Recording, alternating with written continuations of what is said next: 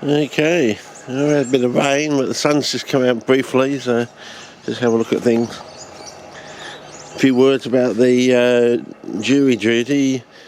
I got word the other day that the previous trial I had to dismiss myself from, having some relationship to the defence. And some prejudice involved in that. I had to dismiss myself. Got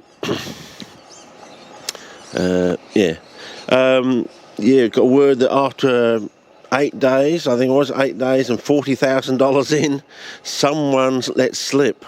I don't know who it was. I didn't catch who it was. Someone let slip a name of a previous case, I think, or a previous trial or something. So this person who's on trial has got form and has done it before, and I don't know whether this person has sort of judged that, I'll take a child's virginity, it's going to cost me 40 or 50 grand or something. I don't know whether the person paid someone to drop the name or something. Okay, this is my second time doing this, so it's going to cost me twice as much, 50 grand, because of the victim involved, and another 50 grand for someone to drop the name of a person from a previous case, so this becomes a mistrial. So basically, I don't know. Sounds like you're going to have to send out the bikers for a transgender operation, I think. I think, but it's definitely true. This other bloke that only defends the bad ones. Absolutely on the money, apparently. So anyway, can't mention any names, of course, but it'll probably be in the news. So are they going to have another trial, a third one now? Oh my God! Anyway, and I suppose the way the world works now, this person's going to have to be re-employed because they're still innocent, apparently, according to the law. They haven't been found guilty of anything, so this person's going to have to be re-employed, and with the chance of doing it all again or something. I mean, isn't that when you send the bikers out to? Anyway, so that's the news of the moment. Anyway, so let's just go in for close up for this one. So Anyway, so the girls won't be too happy about that, The price of your virginity is about 40 grand, apparently. Maybe double that if you want to cause a mistrial. I don't know if that's what happened, but these are supposed to be professional people. How can you accidentally drop a name? It just doesn't make sense to me. If this is your profession, you do this for a living, and you do this day in, day out, surely you have that stuff in a red file or something. No one opens the red file during the trial, or you don't even take the red file to the trial. I don't know. I mean, is that the joke from what's the case of the red file from TV? Smiley, or not Smiley, whatever it is. But before he did The Equalizer, that bloke did a series, and one of the cases, one of the best cases, was the red file or something. Maybe that's the joke. I don't know, but anyway, so on and so forth. Anyway, I tried this, set this one, and I had a bit of a go. It was sort of hit and miss, but then again, it's sun's going in. Had a bit of trouble, but the oxalis is interesting. It's going red. So I don't think it's wet enough, you see. And the oxalis over here. Oh yeah, I didn't do this one, did I? Still on spot colour. But I've been putting these in, and the oxalis really taking off. Look at that one there. It's really plumping up. So I put some capes in and give it a go. There's the Queen's Anne's purse or lace. So I think we're almost there now. So I tried this one. This one here. So I put this one in. Oh, we've got the sun's coming out now a little bit, so I better get in there quickly. So and yeah, just put them in, and they stabilised really well, and yeah, so I don't know. Style calls these things glycophytes, because they're basically there's about 24 transport sugars, but there's two main ones. There's sucrose, the transport sugar of sugarcane, and of course there's also glucose for things called glycophytes. They say that all glycophytes are inherently slightly halophytes, so they're like on a spectrum scale between halophytes and glycophytes in a way. So they all can withstand a little bit of salt, sort of thing, according to, well, what they say. So anyway, I put a cape in there, see if it starts taking off. You never know. The other ones successfully went in there, and this one here is starting to put on a new shoot there, so I'm pretty impressed at the moment. It's been in the rain and everything, and it's flooded. I don't know if they're going to rot off or not. I mean, I've seen pictures online of, Dionaea Venus flytraps growing with wet feet, basically, right next to the waterline and things like that. So, and there is some talk that, these plants, they don't actually grow in the water but above the water. But then there's tales from places like White Lake and things like that, where plants have been under the water for more than a decade, known to be under the water for more than a decade, like documented sort of thing. So yeah, anyway, I've had a bit of trouble with the occasional bird trying. Oh, looks like the bird's trying to pull this one out. Yeah, tried to pull that thing out the other day. Whether they're just pulling them out to look for things on the roots or something, or they're just getting them out of the way. I don't know why birds pull things out, But yeah, they pulled the oxalis out, but it's come back all right. So, yeah.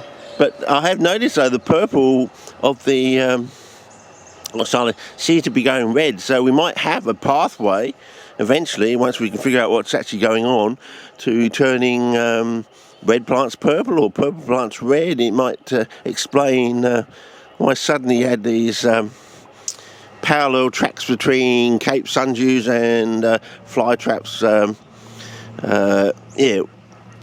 Why they sort of came out in parallel.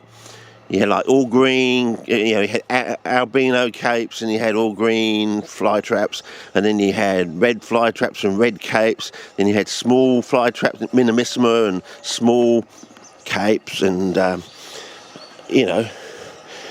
one thing I haven't known is you got the wide leaf cape, and have you got wide leaf Venus flytraps, or is it under a different name? Is that the King Henrys and all that? Are they actually wide leaf ones or something, disguised? And B52s, is King Henry and B52s, are they really the equivalent to wide leaf capes or something? Whatever you do to the capes, you do to the flytraps, and you end up with B52s or so on and so forth. I don't know.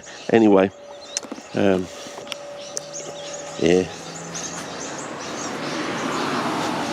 If you just go down here, I've got some work to do today because it rained really heavily in the night, and I don't know if the birds land on this thing, but I think I'm going to have to chop that limb down.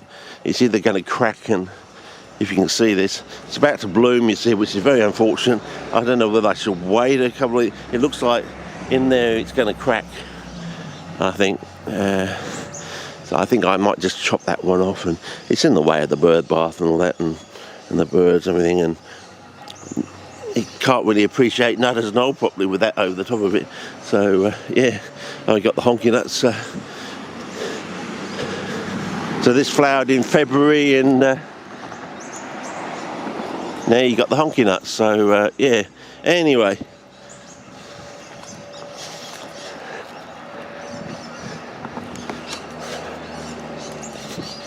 So, yeah.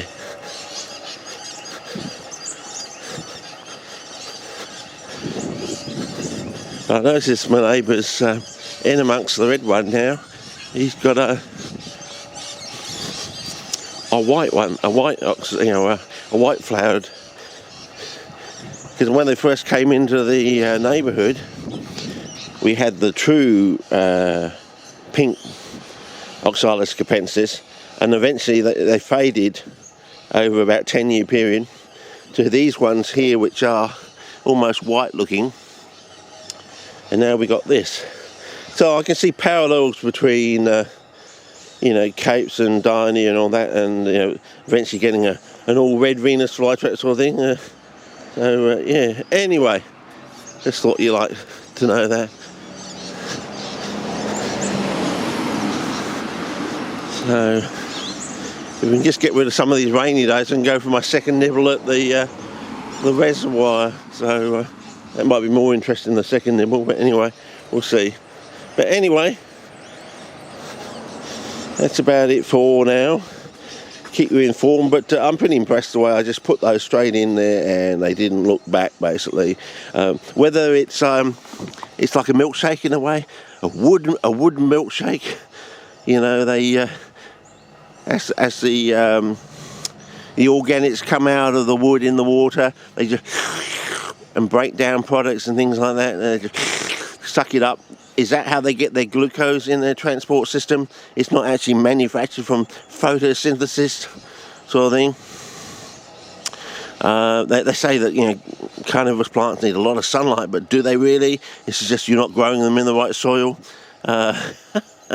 So once you get them in the right sort of system, they just grow, and they don't need that much sunlight. Because they're getting all their photosynthate from the, well, in quotes, soil, organic soil. So, oh yeah, the other thing, minerals over organics. I was thinking, where do you, out in the real world, where does that occur? The one place you can guarantee that's going to occur, and I'm thinking, yeah, coal mines, you know. What about cephalotas at Coal Mine Beach? You got minerals over organics. You got the organic, you know, low shale coal, I suppose, so-called, what they call it, brown coal, but it looks black sort of thing. You remember over in Victoria, after the bushfire, they moved a creek line to put out the fire and discovered we got a coal mine there, just sitting there. It's been sitting there for hundreds of thousands of years, if not millions of years, and we didn't know it was there. Just happened to find it, and you can see a video on my YouTube channel about it. Look up, and of course we found that strange whittigrai there with really long marginal tentacles sort of thing, you know, because whittigrai is in the stolonifera complex sort of thing, due to the grooves on the petiole sort of thing, and it goes back to the fact that stolonifera is one of the most speciated groups in Western Australia. Basically, there's so many different subspecies, I suppose, groupings of that, going all the way across sort of thing, and onto Kangaroo Island, and of course this one at the Anglesey coal mine. That's it, the Anglesey coal mine. Look up Anglesey coal mine, or a strange new form of whittigrai or something. You'll find it on my YouTube channel somehow. There's a couple of versions of it sort of thing. You may have to have proper ear. One of them's only got the sound of one channel. I think the higher quality one only has the sound on one channel. The lower quality one has the sound on both channels sort of thing. Just the way it was. We were living through the King John Howard years sort of thing. So yeah, oh well, that's better. We've got some more sunlight coming out now, so maybe I'll do it again. So yeah, rain's definitely washed up the dirt from the centre. Whether these things are going to pull themselves down, I don't know. But as I said, I think the Queensland's lacewell purse is a good model for Dione. I think the plantain is a good model for cephalotus, especially with its root system sort of thing. And it's, as I said, it's a dicot that almost looks like a monocot, which I think is very interesting. Of course, you got the oxalis, which might be really good for working out what's going on with all these colour variants of plants sort of thing. And I've just put the cape in there. It's going to take a few days to activate some growth, I think, but then we might start to see some amazing things. I don't know, but we'll see. But I'm pretty happy that you know, that you just put them in and they just responded almost overnight sort of thing. So it's a lot better than this one. This one's too dry, I think. I keep having to you know, put the old thing in there and give it a bit of a water, so even though when it's rained heavily, you know. So give it a bit of a water, wetting up the, I don't think that's going to work, but you know, it shows that it's possible, and you know, like they're not dead overnight, sort of thing. Anyway, with that news, I'll bid you adieu, and, well, not adieu I suppose, but bid you goodbye, and see you on the other side, I suppose, with some more results in half a week's time or whatever. So yeah, this one looks a little bit better. I think this one's going to be the winner over time. But then again, I quite like the look of this one. Look at it this way. Look at the consider the wood shavings to be sphagnum, and I think you're halfway there. The thing is, you know, people grow things in just straight sphagnum, don't they? I mean, I think you're halfway there. I think, if you think, you know, sphagnum holds a lot of water, so a flooded bucket of wood shavings is a bit like saturated sphagnum in a way, isn't it? You know, this is pine, so you know it's got some of those phenolics in there. You know, it smells like pine heartwood. Because if you know, you look at these things out in the wild and you see them growing on logs and things, but if you look closely. Very close. They're mainly growing on moss that's growing on the logs, or they're growing on a patch of the log that has lost its bark. So it's actually growing on the wood, the heartwood of the log. So I think we're going to go all right. Actually, I think the answer is simpler than you think, and for reasons now that we've worked out over almost 50 years. I don't think we're going to look back now, because I think we know what's going on. Because the idea is to transfer all this simple technology to other of these so-called harder to grow so-called glycophytes like rhubarb, gunnera, horseradish, asparagus, which is supposedly a true halophyte, so it's right at the other end of the spectrum between glycophyte and halophyte, I suppose. And all these other ones, you know, try growing cycads and things like that, because cycads are supposed to like a little bit of nickel and things like that. You can see that serpentine relation coming in there, sort of thing. So, yeah. Anyway, so on and so forth. But, yeah, where do you get organics, minerals over organics?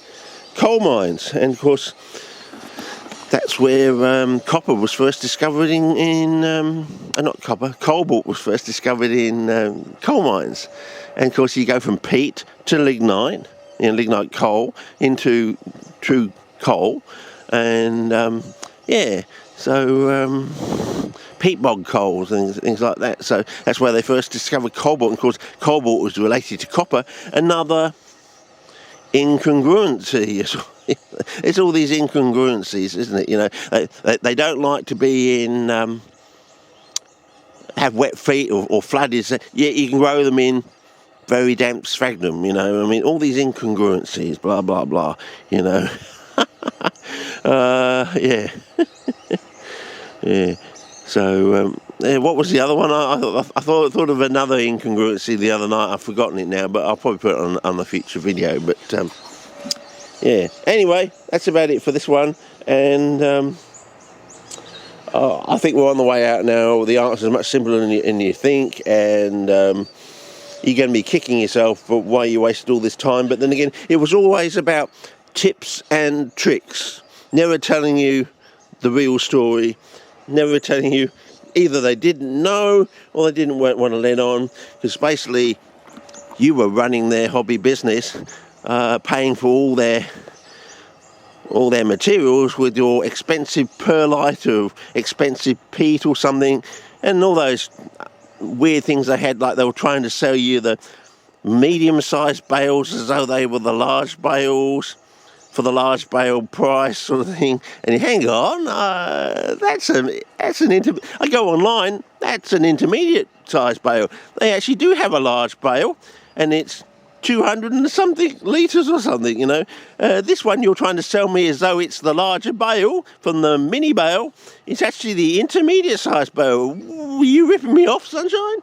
I think you are. With all your tips and tricks. Just give me some truth. Anyway, our sun's really coming out now, so time to go in and have a coffee, I think. Okay, over and out. See ya.